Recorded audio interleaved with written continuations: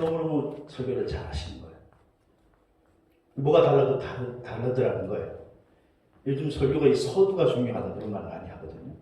근데 이 부흥강사님도 서두에 갑자기 탁 시선을 한 번에 사로잡는데 이렇게 설교를 시작합니다. 저는 솔직히 평생에 나 몰래 사랑한 한 여인이 있었습니다. 그런데 그 여인은 불행히도 저의 아내가 아닙니다. 그러니까 교인들이 막 웅성웅성 그럼 어떻게 된 거야? 그러면서 막. 근데 강사가 서서 입을 때더니만 그 여인은 바로 나의 어머니입니다. 그렇구나. 아멘. 그러면서 그래서 저렇게 하니까 사람들이 그냥 쏠깃하게 듣는구나. 그리고 이 목사님도 돌아오셨죠? 자기 교회에서 똑같이 이제 하는 거예요. 모방은 제2의 창조니까 저는 사실 한평생 몰래 사랑하는 여인이 있었습니다. 물론 그 지역에 앉아있는 제 아내가 아닙니다. 그러니까 성도들이 그 교회도 마찬가지로 웅성웅성 했겠죠. 근데 그 여인은 바로 누구예요? 제 어머니입니다. 이 얘기를 해야 되는데 갑자기 성도들이 평상시보다 너무 집중을 잘하니까 저의 어머니라는 단어를 잊어먹은 거예요. 그 여인은 바로 누구였더라? 당황해하면서 그 여인은 바로 아무 생각할 수 이름이 생각 안 나는 거예요. 저희 어머니란 말이. 그래서 이름을 밝힐 수가 없습니다. 그러니까 교회가 더 이상하게 됐겠죠. 여러분 시편 103편 2절을 보면 내 여호와를 송축하며 그의 모든 은혜를 잊지 말지어다. 하나님의 은혜를 잊지 말고 꼭 기억하시기를 주의 이름으로 축복합니다. 그런가 하면은 또 성경에는 기억해야 할 것은 기억하지만 잊어야 할 것은 빨리 잊으라는 거예요. 오늘이 지나갔으면 빨리 잊으라는 거예요. 이사야 43장 18절을 보면 우리가 새 인생을 살기 위해서는 너희가 이전 일을 기억하지 말며 옛날 일을 생각하지 말라 이렇게 말하고 있습니다. 이전 것을 생각하지 말라는 거예요. 지나갔으면 이제 잊어버리라는 것이에요. 그렇습니다. 그런데 오늘 우리 인생에 혼란이 오는 것은 기억해야 할 것을 기억하지 못하고 잊어버려야 할 것을 잊지 못하고 살기 때문에 그런 것입니다. 그러므로 우리들 만난 성도들은 기억해야 할 것은 꼭 기억하고 잊어야 할 것은 빨리 잊어버리는 복된 성도들이 되시기를 주의 이름으로 축원합니다. 옆에 사람에게 기억할 것은 기억하시고 잊어야 할 것은 잊고 삽시다. 시작. 잊어야 할 것은 잊고 삽시다. 아멘. 성경은 꼭 기억해야 할 것이 있는데 그래서 범사에 감사하라. 이건 꼭 기억해야 한다는 것입니다. 여기서 범사라고 하는 것은 우리의 몸이 실패해도 우리의 몸이 아파도 우리의 사업 때로는 실패해도 때로는 가정이 실패해도 모든 일에 감사하라는 것입니다. 감사할 때 하나님께서 그것을 능히 이길 수 있는 힘을 주신다는 것입니다. 여러분 그래서 감사는요 우리의 의지로 할 수 없는 거예요. 감사는 훈련되어야 될 줄로 믿습니다. 본능적으로 우리는요 감사보다는 자꾸 원망하고 불평하기 좋아하는 게 인간의 본능이에요.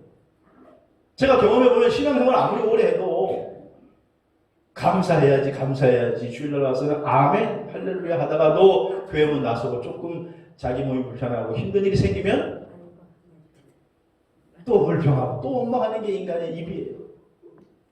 자꾸 까먹어. 입으로 자꾸 까먹고. 여러분 추수감사절을 맞이하셔서 늘 감사가 여러분 삶에 곱씹어지는 복된 성도들이 되시기를 주의 이름으로 축원합니다. 오늘 본문은 다윗의 시 성전 낙성가 이렇게 되어 있습니다.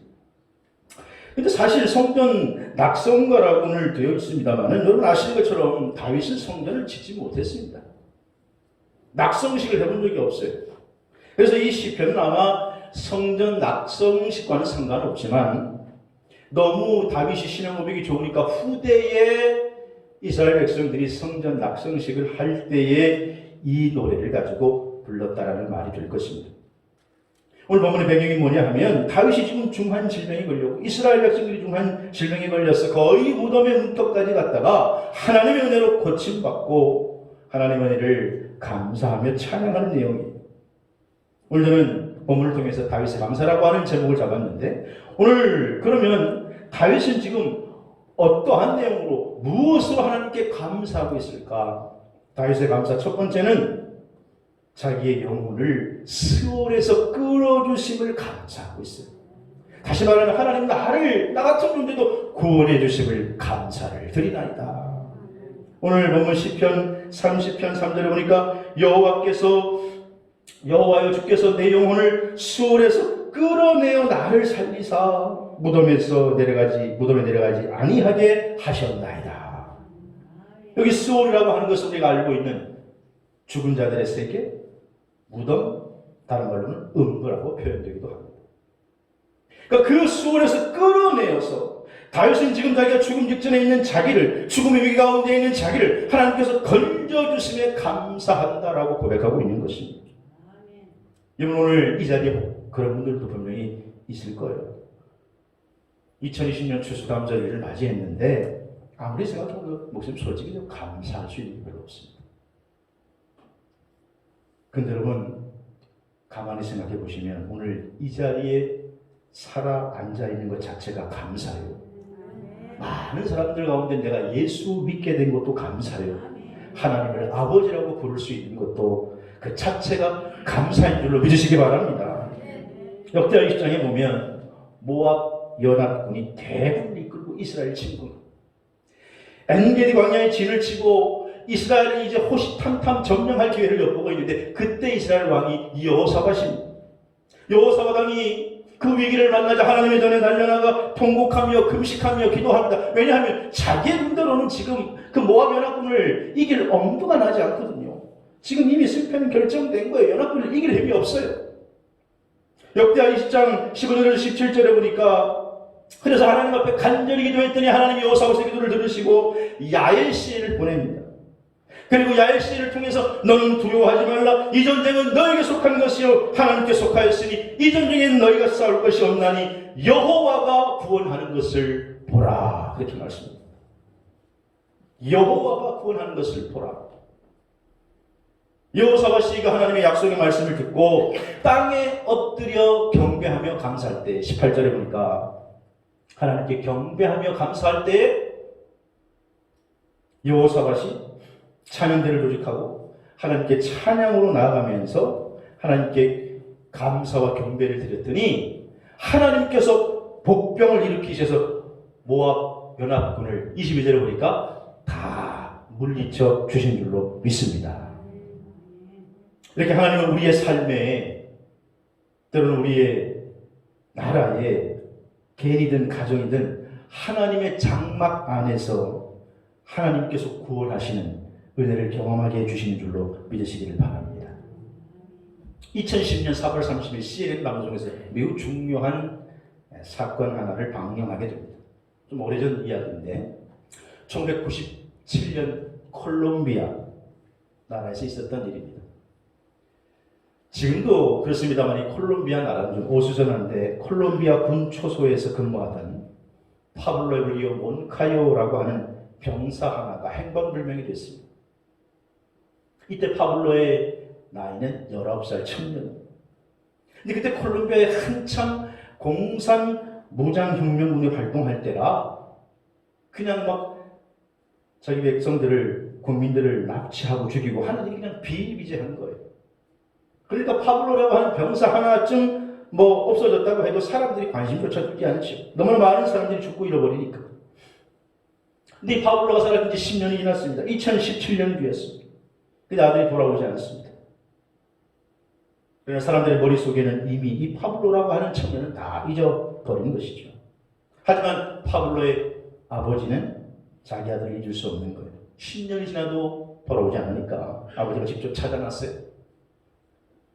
아들의 사진을 가슴에 새기고 가슴에 새긴 티셔츠를 입고 사진 속에 있는 아들처럼 자기도 쇠사슬로 몸을 동이고 콜롬비아 수도 보고타를 출발해서 이제 자기 나라 주변에 베네수엘라, 에콰도르, 스페인, 독일, 바티칸까지 1100km를 계속 걸으면서 만나는 사람마다 내 아들 좀 찾아간다고. 내 아들 보신 일 있냐? 내 아들 좀 집에 돌아오게 해달라고. 내 아들이 군으로 나간 지 지금 10년이 됐는데 돌아오지 않는다고. 간절한 마음을 가지고 아버지가 계속 행군을 하니까 그때서야 비로소 언론이 관심을 가지고 세계 언론이 집중하게 되고 국제적 십자로 나서 주변 국가가 중재하게 되고 유엔이 나서게 됩니다. 결국은 이 아버지는 이 아들이 포로로 생활한 지 10년 3개월 만에 자신의 아들을 다시 찾게 됩니다. 그래서 아버지를 만난 그 아들이 파블로가 고백하는 게 처음에 이렇게 말해요. 먼저 나를 살아남도록 지켜주신 하나님께 감사합니다. 그리고 제 석방을 위해서 10년이라는 세월이 흘렀는데 10년 동안 멈추지 않고 끊임없이 이 아들을 위해서 노력했던, 석방을 위해서 노력했던 아버지 수고에 너무너무 감사를 드립니다. 여러분, 이처럼 다른 사람은 다 잊어먹어도 다른 사람은 파블로라고 하는 이름조차 기억하지 못하지만 그러나 아버지는 잊을 수가 없는 거죠. 자기 아들을 잊을 수가 없는 거예요. 근데 여러분, 이보다 더 큰 하나님의 사랑이 우리에게는 있는 줄로 믿습니다. 우리도 사망의 쇠사슬에 매여서 꼼짝달싹하지 못하고 아무도 우리를 기억조차 하지 않을 때 영원한 멸망으로 가고 있는 우리를 외면하지 아니하시고 구원해 주신 것이 하나님의 은혜인 줄로 믿으시기 바랍니다. 이것이 오늘 우리가 먼저 하나님 앞에 드려야 할 가장 큰 은혜요, 가장 기본적인 은혜라는 것이. 다윗은 지금 그것을 고백하는 거예요. 내가 내 영혼이 저 수월에 빠져서 헤매고 있을 때에도 나를 건져내어 주심을 감사를 드리나이다. 사랑하신 여러분, 오늘 혹시 추수감사주일 여러분 감사할 것이 없다고 생각되는 분들 있나요? 하나님 나를 구원해 주심이 먼저 감사하고 오늘 하나님 앞에 예배하는 것 자체가 감사의 큰 조건이 되는 줄로 믿으시기를 바랍니다. 그래서 다윗은 오늘 하나님 앞에 나를 건져주시고 나를 저 시올에서 빠져나오게 해주시면 감사합니다. 여러분, 구원은 내가 하는 것이 아니요 하나님의 은혜요 선물인 줄로 믿습니다. 오늘 우리는 다 이 선물을 받은 거예요. 내가 예수 믿는 것 같지만 여러분, 내가 이 자리에 오고 싶어서 앉아있는 것 같지만 하나님은 누구를 통해서, 내 부모를 통해서, 친구를 통해서, 내 부모의 기도를 통해서 오늘 내가 이 자리에 있게 하고 오늘 예수 믿게 된 줄로 믿습니다. 예수님께서 말씀하시기를 내 아버지께서 이끌지 아니하시면 아무도 내게로 올 자가 없느니라. 오늘 우리를 이곳에 있게 한 이는 아버지의 은혜인 줄로 믿습니다. 그래서 다윗은 그걸 첫 번째로 감사하는 거예요. 두 번째, 오늘 다윗의 감사의 두 번째 내용은 뭐냐? 오늘 7절에 보니까 주의 은혜로 나를 산같이 굳게 세워주시면 감사합니다. 다른 말로는요, 다윗이 지금 실패했거든요. 그 실패에도 불구하고 나를 믿음으로 굳게 세워주심을 감사를 드리나이다. 그래서 오늘 7절에 주의 은혜로 나를 산같이 굳게 세우셨으니 주의 얼굴을 가리심에 내가 근심하였나이다. 이렇게 고백하고 있는 거예요. 여기 굳게 세웠다고 하는 말은 원어로 오즈 아마드라고 하는 말인데 강하게 일어나다. 다시 말하면 형통하게 되다라는 뜻인데 다시 지금까지 형통했거든요. 그런데 처음에는 하나님께서 도우셔서 그런 줄 알았는데 잠깐 교만하여서 그는 그래 내가 이 정도는 했잖아. 그래도 내가 그 모진 세월 속에도 내가 이렇게는 했잖아. 그렇게 생각하다가 지금 하나님의 징계를 통해서 그래 하나님께서 나를 이곳까지 이끄셨지. 하나님께서 나를 형통하게 하신 것이지. 그 형통의 근거가 하나님에게 있음을 다시 한번 깨닫고 고백한 줄로 믿습니다. 오늘요, 그래서 6절을 보면 6절을 세번역 성경으로 보면 사실 이런 말이에요. 내가 편하게 지낼 때 이제는 영원히 흔들리지 않겠지? 그렇게 생각했다는 거예요. 다윗이. 내가 이제 평안하게 지내, 이제 다윗이 평안하게 되거든요. 이 정도쯤 됐는데 내가 이제 흔들리겠어? 그렇게 생각했는데 7절에 태산보다 더 든든한 은총으로 나를 지켜주시던 주님께서 외면하시자마자 나는 두려움에 빠지게 되었다. 나는 근심에 빠지게 되었습니다. 여러분, 오늘 본문이 배경이 된 것은 정확하게는 성사학자들이 알려주고 있지는 않지만 가장 가능성 있는 것은 사무엘하 24장의 말씀의 배경입니다. 다윗이 왕이 되고 이제 모든 것들이 다 평탄해지고 나라가 안정대로 탄탄하게 가는데 가만 보니까 이 정도쯤 되면 내가 이제는 뭐 걱정할 것이 없고 그래서 내 군사들의 수가 얼마나 될까? 이 정도면 이 지방 이 고대 운동을 다 다스리고도 남음이 있지 않겠나? 그래가지고 다윗이 교만해서 군사를 세고 백성의 수를 세다가 하나님의 진노를 받은 거예요. 그래서 이스라엘에 무서운 연병이 돌기 시작하면서 하루에 7만 명씩 죽어나가는 거예요. 그때 다윗이 깜짝 놀라게 돼요.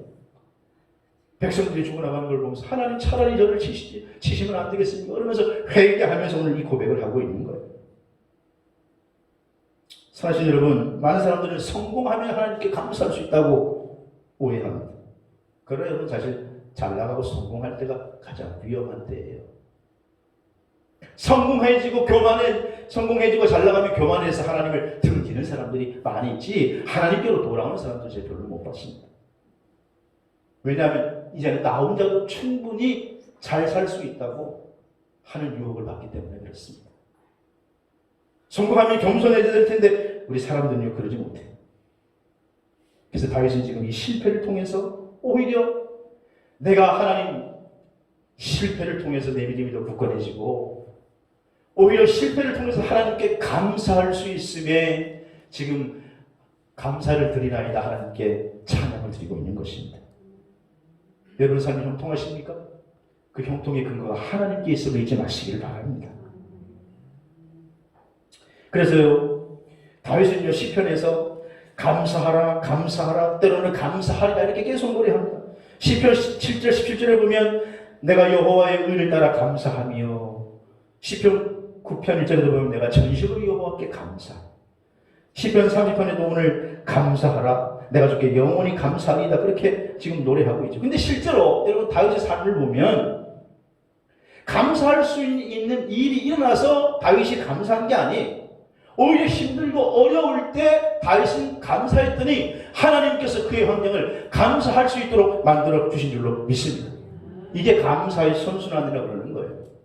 믿음은 바라는 것들의 실상이요 보지 못하는 것들의 증거이기 때문에 일어나지 않아도 먼저 감사하고 선고백을 하면 하나님께서 감사할 수 있는 환경을 만들어 주시고 감사하니까 또 감사할 수 있는 환경이 생기고 또 감사하니까 감사할 수 있는 환경이 생기고 감사의 선순환의 삶이 되시기를 주의 이름으로 축원합니다.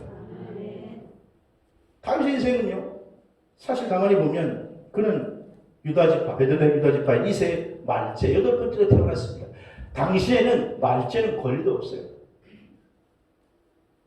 그래서 사무엘 선지자가 기름 부으러 왔을 때에도 오죽했으면 아버지가 다윗을 부릅니까 안 부릅니까? 애초에 불렀어요 안 불렀어요?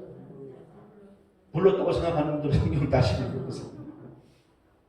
부르지도 않습니다. 넌 나가서 양이나 치고 있으라고. 그리고 그날도 골리앗을 물리친 그날도 전쟁터에 싸움하러 간 거 아니에요. 전쟁하러 간 거 아니에요. 다윗은 어려서 군인으로 부름받을 나이도 아니었기 때문에 형들 도시락 갖다 주고 안분 물으러 갔다가 아니 온 이스라엘 백성들이 하나님의 백성들이 골리앗을 벌벌벌 떨고 있는 거예요. 그래서 그때 그 의의 분노를 가지고 너는 칼과 난창으로 나오지만 난 네가 모욕하는 만군의 여호와의 이름으로 나가노라. 그리고 나갔을 때 하나님께서 골리앗을 물리쳐 주신 줄로 믿습니다. 물리치고 인기가 올라가니까 좀 있으면 곧 뭔가 될 줄 알았더니 아이 글쎄 사울왕이 자기 장인인데 장인이 글쎄 그때부터 자기를 죽이지 못해서 난리 군사를 2,000명 3,000명을 데리고 쫓아다니면서 자기를 죽이려고 하고 그래서 그때부터 다윗이 10년 동안 쫓겨다니면서 어떤 성사학자는 15년 동안이다. 10년에서 15년 동안 그는 피난민 생활을 하는 거예요. 그리고 이제 왕이 된 겁니다. 그래서 이제 좀 탄탄하게 될 만하니까 오늘 자기 백성들이 이렇게 어마어마하게 죽어나가는 거죠. 그리고 여러분 다윗의 인생 가운데 제일 힘든 것은 노년에 다윗에게 찾아온 압살롬의 반역이었을 거예요. 그러니까 장인이 죽이려고 하더니 또 말년에는 자식이 또 왕위를 차지하겠다고 아버지를 죽이려고 하는 거예요. 여러분 다윗처럼 고난의 인생이 어디 있습니까? 그런데도 그는 하나님 앞에 먼저 감사하는 거예요. 믿음이 흔들리지 않는 거예요. 이런 어려움 속에서도 나의 믿음을 산같이 세워주심을 감사를 드리나이다. 결국은 다윗은요, 평생의 여호와 보시기에 정직하게 행하고 자기에게 명하신 모든 일을 어기지 아니하였다고 열왕기상 15장 5절에 성경은 다윗에 대해서 이렇게 밝히고 있습니다. 성서학자들이 평가하기를 하나님께 가장 사랑을 많이 받은 사람이 누구냐? 다 이구동성으로 다윗이라고 합니다. 다윗의 환경이 좋아서였습니까? 아닙니다. 어려운 상황 속에서도 다윗은 하나님께 흔들리지 않는 믿음의 고백, 감사의 고백을 드린 줄로 믿습니다. 욥기에서도 제가 말씀을 드렸습니다만 욥기 1장에 보면 욥이 한순간에 망해요. 망한다는 표현을 오늘 여러분에게 구체적으로 설명해드리면 사업보다 망한 정도가 아니에요. 몸이 병이 들어서 죽을 병에 든 정도가 아니에요. 욥의 망함은 하루아침 재산이 날아가고 하루아침 10명의 자녀가 죽고 하루아침 온몸이 악창으로 가득해서 너무 괴로워서 잿더미에 앉아서 기왓장을 벅벅 끓고 있는 거예요. 그런데 하필 또 그때 평생을 같이 하자던 인생의 동지였던 부인이 야, 이 정도 됐으면 하나님 저주하고 죽어야 되는 거 아니야? 이러고 도망가는 거예요. 주변에 많은 사람들이 욥이 잘난 체 하더니 저봐 저주받았어 그러고 조롱합니다. 그런데 그때 욥의 고백이 뭡니까? 욥기서 1장 20절에서 21절에 보면 내가 모태에서 알몸으로 나왔은즉 알몸으로 돌아갈지라. 주신 이도 여호와시요 거듭한 이도 여호와시니 여호와의 이름이 찬송을 받을지어다. 충분히 원망할 수 있죠. 요즘 우리가 다니엘 기도회 하지만 충분히 하나님 나한테 도대체 왜 이러십니까? 아니 하나님이 살아계시기나 한 겁니까? 살아계시면 이럴 수가 있습니까? 라고 말할 수 있지만 그 절망적인 상황 속에서도 감사할 수 있었다는 것은 하나님이 그의 믿음을 산같이 세워주신 줄로 믿습니다. 오늘 예배 참석한 여러분, 추수감사 주일날 우리 믿음을 다시 돌아보며 달같이 믿음이 산같이 세워지게 되기를 주의 이름으로 축원합니다. 여러분 시편의 아름다운 시들은요, 다윗 인생이 잘 나갈 때 그럴 때 쓴 게 아니에요. 오히려 눈물의 골짜기를 지날 때 그는 하나님께 먼저 선고백을 하는 거예요. 여호와를 찬송할지어다. 여호와께 감사하라. 그는 인자하심이 영원하리로다. 그렇게 고백할 때 그런 사건이 벌어지는 거예요. 오늘 동일한 사건을 만나도 어떤 사람은요, 그것 때문에 하나님의 은혜를 더 많이 체험하고 감사의 자리로 나아가지만 어떤 사람은 그런 거지. 하나님 살아계시냐? 하나님은 존재하지 않아. 여러분은 어떤 삶을 선택하시겠습니까? 미국의 저명한 안과 의사 중에 조시 휘튼이라고 하는 의사가 있습니다. 10살 때 미국에 이민 와서 신앙생활을 했는데 이 조시의 부모는 어렸을 때부터 그를 붙잡고 기도합니다. 우리 아들 굳건한 믿음의 반석 위에 세워지게 하옵소서. 어떤 상황 속에서도 흔들리지 않는 믿음의 사람이 되게 해 주옵소서. 어려서부터 부모의 관심과 기도 속에 잘 성장하고 1980년도에 미국의 명문 대학교라는 하버드 의대에 입학하게 됩니다. 이제 학교에 입학해서 신입생으로 새내기로 교양 과목을 들어야 되는데 첫 과목이 철학 과목이었는데 철학 교수가 들어오더니 그 강의에서 이렇게 말합니다. 니체, 위셀프, 쇼튼빌, 리차드 돈스킨 당대 석학들의 이름을 다 대더니 자네들 이분들의 공통점이 무엇인 줄 알아? 입학한 학생들이 뭘 알겠습니까? 멍하니 있으니까. 이분들은 분야를 막론하고 세계의 석학들인데 다 무신론자들이네. 그러면서 종이를 하나씩 신입생들에게 다 나눠주는 거예요. 그리고 거기다가 신은 죽었다라고 사인을 해서 내라는 거예요. 만약에 사인해서 낼 수 없으면 내 강의 듣지 마라. 철학 들을 자격이 없다. 강의를 듣는다고 해도 학점은 주지 않겠다. F학점 처리하겠다. 학생들이 그래서 다 뭐 기죽어서 그렇게 해야 보다 막 사인을 하는데 그때 조시라는 학생이 손을 듭니다. 교수님, 저는 크리스찬인데 교수님 강의를 듣고 싶습니다. 하지만 죽어도 설명을 할 수 없습니다. 그 교수가 고웃음을 치면서 그래? 자네는 그러면 나의 학점을 받을 수 없네. 아니면 자네가 이 학기 끝나는 기간까지 신이 죽었다라고 하는 내 주장이 틀렸다는 것을 한번 증명해 보기. 웬만한 사람 같으면 에이 괜히 이거 들어가지고 다른 과목 들을 걸 그리고 철회하고 다른 건 들으면 되는데, 이 조시라는 학생은 그때부터 자기의 경험과 지식을 동원해서 하나님이 살아있다는 것을 증명해 가기 시작합니다. 결국은 이 학기가 끝나게 되었을 때 교수님이 내가 졌네, 하나님이 살아계심을 인정하겠네. 여러분, 이것을 계기로 이게 실화였거든요. 그래서 이게 영화화돼서 만들어진, 영화가 신은 죽지 않았다는 거. 그래서 이게 많은 미국 크리스천들에게 전도의 소재로 영화로 많이 소개가 돼요. 1편, 2편, 지금 3편까지 왔어요. 조시라는 학생은 어려서부터 하나님 주신 은혜로 믿음이 점점 세워지더니 어떤 상황에서도 흔들리지 않는 굳건한 믿음을 가지게 된 거예요. 사실 여러분, 요즘 이 코로나 시대에 우리 믿음을 흔들려고 하는 것들이 얼마나 많은지 몰라요. 직장에서, 친구 간의 인간관계 속에서 우리의 믿음을 흔드는 요소들이 점점 앞으로 많아질 것입니다. 더. 그런데 오늘 다윗의 두 번째 감사의 내용처럼 어려움 속에서도 흔들리지 않는 믿음의 사람들이 되시기를 주의 이름으로 축원합니다. 다윗의 감사 세 번째는요, 슬픔이 변하여 기쁨이 된 것을 감사하고 있습니다. 다시 말하면 합력하여 선을 이룬 것에 대해서 다윗이 감사하고 있습니다. 오늘 본문 시편 30절 11절을 보세요. 11절 다 같이 읽겠습니다. 시작. 주께서 나의 슬픔이 변하여 내게 춤이 되게 하시고 나의 비옷을 벗기고 기쁨으로 띄우셨나이다. 아멘. 여기 슬픔은 미스페드 하파트라고 하는 말인데, 이것은요, 유대인들이 정말 극도의 슬픔, 아니 머리를 쥐어뜯으면서 가슴을 치고 통곡할 때 쓰는 단어예요. 그러니까 다윗이 지금 얼마나 극도의 공포를 느끼겠는지 아시겠죠? 자기 백성들이 이게 막 7만 명씩 죽어나 가니까 다윗이 가슴을 치면서 하나님, 이게 어찌 된 일입니까? 연병에 먹어가지고 하루에 7만 명씩 죽어나가는 거예요. 이런 지도자가 진짜 지도자지. 가슴을 치면서.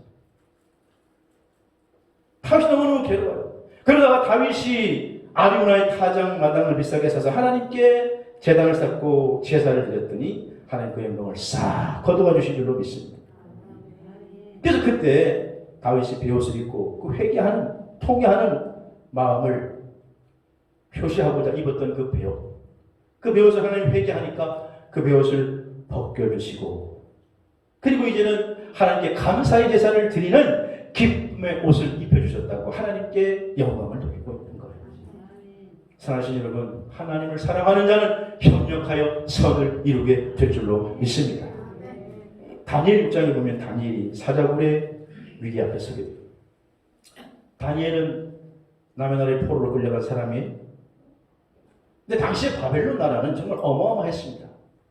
고대 근동을 다 다스리고, 다리오 왕 때 고대 근동을 120도를 나누어서 다스리니까 총리가 한 명도 아니라 3명을 두었으니 어마어마하죠. 근데 거기에 포로 잡혀간 다니엘이 뽑혔어요. 여러분, 그런데 예나 지금이나 잘 나가면 정치에는 뭐가 있어요? 정적이 있게 마련이에요. 정적이. 이 정적들이 다니엘을 좀 흠을 잡아야 되겠는데, 뒷조사를 다 해봤는데 아무리 뒷조사를 해도 흠 잡을 겸. 근데 딱 한 가지 걸리는 게 있는데, 다니엘이 맨날 이상한 짓을 한다는 소리를 들은 거예요. 당시 유대인들은 3시, 6시, 9시에 꼭 기도를 드리고 했습니다. 우리 식으로 얘기하면 3시는 9시인데 유대인들은 성전 문을 열 때, 예배를 드릴 때 그때 기도를 드려요. 또 9시 성전 문을 닫을 때 또 예배를 드려요.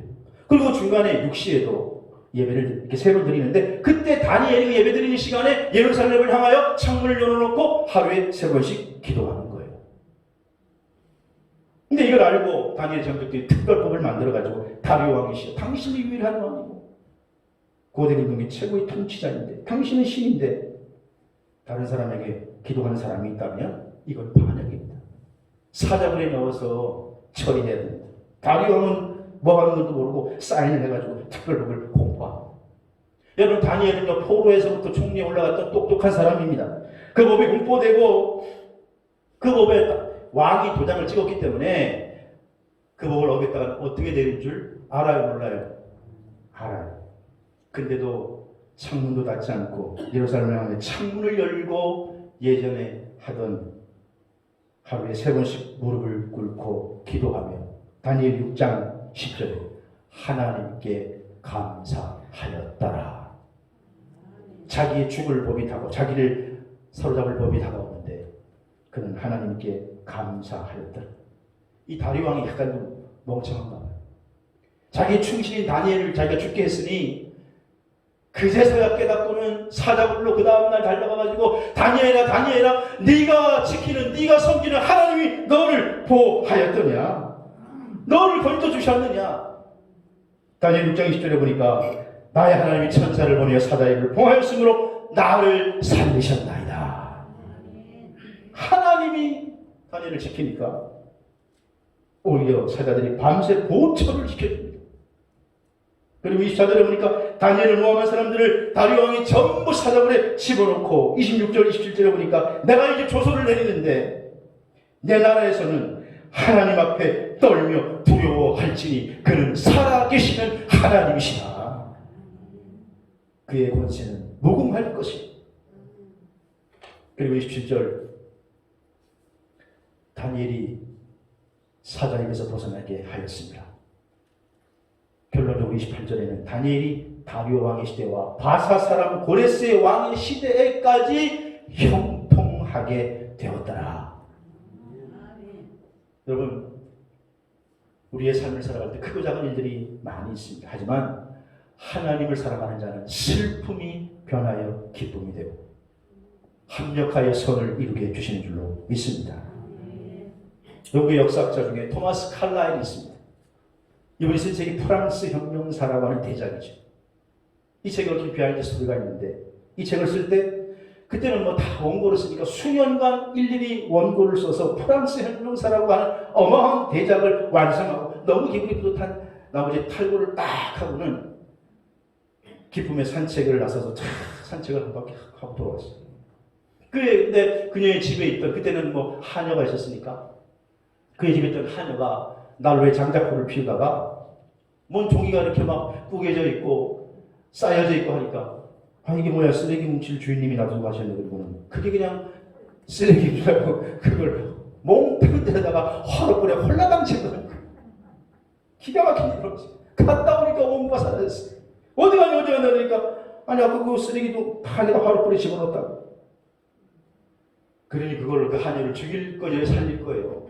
모르고 그랬는데 그 다음부터는 그 마음이 하나님께 원망이 가는 거예요. 하나님 이럴 수가 있습니까? 원망과 불평으로 가득하고 시기에 빠져가지고 먹지도 않고 이걸 어떻게 쓴 거예요? 며칠 앓던 칼라이 다시 일어서더니 더 좋은 작품을 쓰라고 하는 하나님의 뜻인지 모르겠다. 그리고는 무너진 몸과 마음을 다시 일으켜서 감사하는 마음으로 정성을 다해 원고를 다시 쓰기 시작했고 그 위대한 프랑스 혁명사는 그렇게 재탄생이 된 줄로 믿습니다. 여러분, 제가 목회자 자녀로 살아갔고 목회자로 살아가는 가운데 깨달은 게 하나 있는데 모든 사람은 인생에 다 짐이 있다는 거예요. 아무리 평안하게 보이고 참 저 사람은 근심 걱정 없이 보여도 가면을 쓰고 있어요. 인생에 짐이 있어요, 다. 근데 그 짐 속에서, 문제 속에서 살다 보니까 나도 모르게 자꾸 감사의 안경을 벗어버리는 거예요. 원망하게 되고 불평하게 되고 누군가를 또 증오하게 되고. 그래서 주일날 와서 또 말씀 듣고 아이고 하나님 하다가도 또 뒤돌아서면 또 원망하게 돼요. 여러분, 하나님은 범사에 감사하라는 안경을 쓰라고 명령하시는데 우리는 자꾸 그걸 벗는 거예요. 이 감사의 안경을 써야 감사의 관점으로 모든 게 보일 텐데 자꾸 이걸 벗는단 말이에요. 오늘 추수감사주를 맞아서 감사의 안경을 쓰시기를 바랍니다. 감사의 눈으로 세상을 보시기를 바랍니다. 그리고 무엇보다도 감사의 안경으로 보기 시작하면 하나님이 우리에게 주시는 행복의 주인공이 되는 줄로 믿습니다. 성경은 이렇게 말해요. 잠언 4장 13절에 무릇 지킬 만한 것 중에 내 마음을 지켜라. 생명의 근원이 이에서 남입니다. 세상에 지킬 게 많이 있지만은 마음을 지키시기 바랍니다. 감사하는 마음으로 감사의 주인공이 되시는 저와 여러분이 되시기 바랍니다. 오늘 추수감사주일에 우리를 구원하신 것을 감사하고 실패도 믿음을 있게 세워준 것을 감사하고 협력하여 선을 이루는 다윗의 감사가 저와 여러분의 감사가 되기를 주의 이름으로 축원합니다.